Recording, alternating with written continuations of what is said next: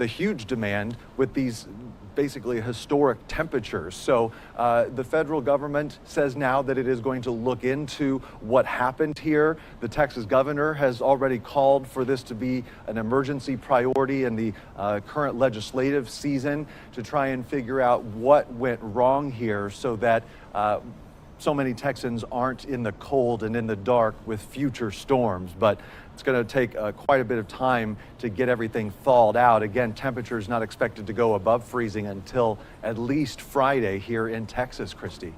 And as you mentioned, there are many people who are still going to not have power into tonight. So what kind of advice have those leaders been giving them if they don't have power in their house? Their temperatures inside are starting to dip below those 40s. What are they supposed to do?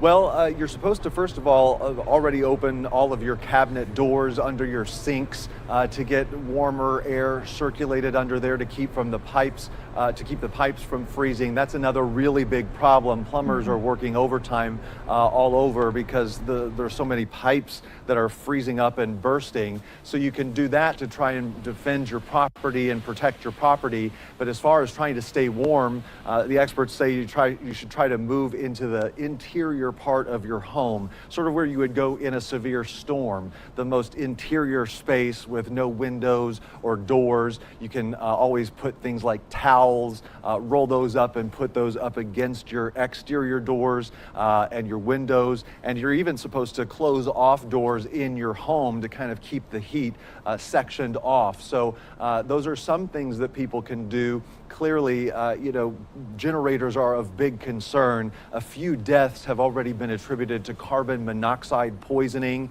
We saw that over the summer with hurricanes in Louisiana. People didn't die from the storm itself. Many people died from carbon monoxide poisoning from portable generators after the storm had come through and knocked out power to so many. So if people are using portable generators, officials want to make sure that you're doing it responsibly and not using it inside of a garage, even if the door is open. Certainly keeping it, they say, 10 feet away from the actual dwelling, and make sure that your batteries are up to date and they're fresh in your carbon monoxide detectors. So a lot of things people can do to try and grin and bear it, really, but that's easier said than done. If you're sitting inside your home and you have children or you have elderly family members, that of course is of grave concern, Christy. Now, you mentioned that there is going to be an investigation. Do we have any sort of kind of timeline or know what's going to happen? And